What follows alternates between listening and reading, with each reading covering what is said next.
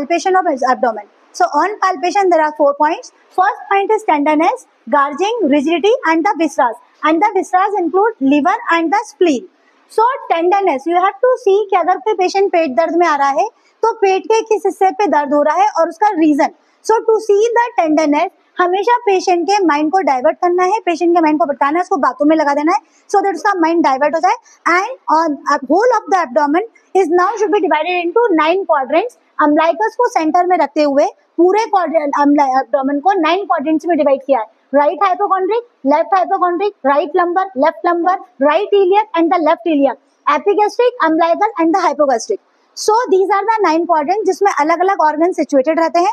So on palpation patient को ध्यान में लगाओ, उसके बातों में भटकाओ, एक एक क्वाड्रेंट में पाल्पेट करो and just to see the change in facial expression. Because tenderness जो होती है कभी पूछी नहीं जाती है, पेशेंट को नहीं पूछते हैं कि दर्द हो रहा है या नहीं हो रहा है. पेशेंट जब बातों में लगा हुआ है एक एक क्वाड्रेंट को पाल्पेट करो एंड टू सी किस क्वाड्रेंट को दबाने से एकदम आपका एक्सप्रेशन चेंज हुआ. दैट मीन्स पेशेंट के इस एरिया में टेंडरनेस है और रीजन पेट दर्द का इसी तरफ है. So that is versus tenderness. Second is guarding. एक वर्ड होता है गार्जिंग, एक होता है rigidity. So both are the same. This is muscular contraction which is a part of defence mechanism of your body. दोनों की डेफिनेशन सेम है but rigidity का मतलब होता है ओनली इन इन्फ्लेम्ड एरिया. जहां पर आपको स्वेलिंग होगी, जहां आपको अंदर से सूजन होगी, सिर्फ उसी हिस्से पे आपको रिजिडिटी मिलेगी, गार्जिंग नहीं मिलेगी. सी जब पेशेंट को हमने ध्यान भटका भी दिया है, पेशेंट कहीं और बात कर रहा है, लेकिन जब आप दबाते हो तो ऑटोमेटिकली पेशेंट को पता चल जाता है कि कोई चीज दब रही है तो मसल्स कॉन्ट्रैक्ट कर जाती हैं. एंड मसल्स कॉन्ट्रैक्ट जो करती हैं it is a part of defence mechanism. लेकिन उसको हम बोलेंगे गार्जिंग. बट रिजिडिटी होते हैं कि muscle contractions only in case of inflamed area.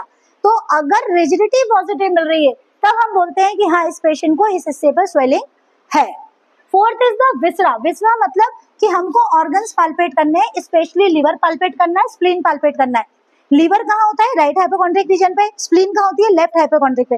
जब लिवर इनलार्ज होता है तो it should B goes downward. हमेशा लिवर इनलार्जमेंट राइट हाइपोकॉन्ड्रिक से राइट इलियक पर जाता है. बट जब स्प्लीन इनलार्ज होती है तो लेफ्ट हाइपोकॉन्ड्रिक से राइट इलियक ऑब्लिकली जाती है. तो इसीलिए लिवर को पाल्पेट करने का तरीका क्या है कि patient should be on the supine position. Patient को सुपाइन पोजीशन पे ही लेटा दिया, ये पेशेंट का सिर, ये पैर और पैरों को मुड़वा दिया. पैर हमेशा बैंड रहेंगे सो दैट एब्डोमिनल मसल्स हमेशा रिलैक्स रहनी चाहिए. Second, doctor should be on the right side of the patient. Patient को के राइट साइड पे रहेगा. नाउ अब अपनी 4 फिंगर से आप राइट इलियक से पाल्पेट करोगे एंड पाल्पेट करते हुए आप राइट हाइपोकॉन्ड्रिक रीजन से आओगे और उस बीच में आपको कोई भी रेजिस्टेंट पार्ट अगर फील हो रहा है सो दैट इज लिवर. और अदर ये 4 फिंगर्स को हम राइट इलियक से स्टार्ट करेंगे एंड पाल्पेट करते हुए ऊपर राइट हाइपोकॉन्ड्रिक तक जाएंगे. रास्ते में कोई भी अगर रेजिस्टेंट पार्ट फील हो रहा है दैट इज लिवर. अदरवाइज अगर लिवर नॉर्मल है तो आपको कहीं भी फील नहीं होगा बिकॉज वो कॉस्टल मार्जिन के अंदर रहता है. सपोज कि आपको आधे रास्ते में कोई रेजिस्टेंट एरिया फील हो रहा है तो इट इज लिवर हो सकता है. तो लिवर को डिस्क्राइब कैसे करोगे? लिवर को डिस्क्राइब करते हैं 1 finger, 2 finger, 3 finger. That means 1 finger below the costal margin, 2 finger below the costal margin और द 3 फिंगर. सो लीवर जो होता है ये हमेशा राइट हाइपोकॉन्ड्रिक से राइट लीवर इलियक की तरह नीचे शिफ्ट होता है और इसलिए इसको काउंट करते हैं fingers from the costal margin. 1 finger, 2 finger और the 3 finger. Normally liver edges are sharp, firm and regular. Now the spleen. Spleen जो होती है it should be palpate from the right iliac. अच्छा, जब लीवर जो है राइट हाइपोकॉन्ड्रिक से right iliac जाता है, स्प्लीन लेफ्ट हाइपोकॉन्ड्रिक से राइट इलियक जाती है. तो जो स्प्लीन को पाल्पेट करेंगे तो राइट इलियक से हम पाल्पेट करते हो जाएंगे towards left hypochondriac. So liver spleen should be palpated from right iliac to right hypochondriac region. और अगेन उसमें कोई अगर रेजिस्टेंट एरिया फील हो रहा है दैट मीन्स कि स्प्लीन हो सकती है. नाउ स्प्लीन पाल्पेट करने के 4 तरीके होते हैं.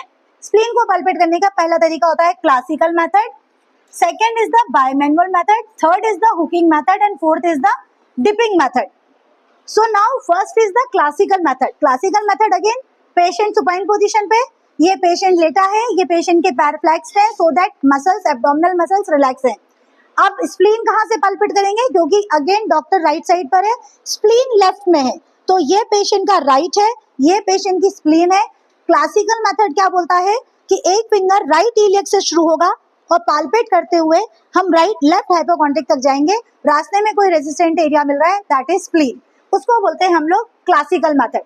बायमैनुअल, बायमैनुअल का मतलब होता है हम दोनों हाथ यूज करेंगे। तो अब हम क्या करेंगे, पेशेंट सीधा लेटा है, एक हाथ मैंने राइट आपका लेफ्ट हाइपोकॉन्ड्रिक पे रखा, सेकेंड हैंड मैंने पीछे से रखा और दोनों हाथों के बीच में मैं कुछ चीज फील कर रही हूँ। और कंफर्टेबल के लिए पेशेंट को राइट लेटरल पोजीशन पे, मतलब डॉक्टर की तरफ करवट लेने के लिए बोलेंगे, सो दैट मेरे दोनों हाथ इजीली आ जाएंगे। एक यहाँ आएगा और एक मेरे पीछे जाएगा और इन दोनों के बीच में फील करेंगे क्या कोई रेजिस्टेंट एरिया है, so it is spleen. So this is known as bimanual method. Third method होता है हमारा हुकिंग मेथड। हुकिंग जैसे हुक का शेप ऐसा होता है, इस केस में हम अपने फिंगर्स को हुक के शेप में करेंगे। पेशेंट अभी लेफ्ट लेटरल पोजीशन पे राइट साइड डॉक्टर की तरफ, लेकिन ये एक सिंगल पोजीशन है जहां पर डॉक्टर हमेशा लेफ्ट साइड अपनी पोजीशन पलटेगा और लेफ्ट साइड में आएगा।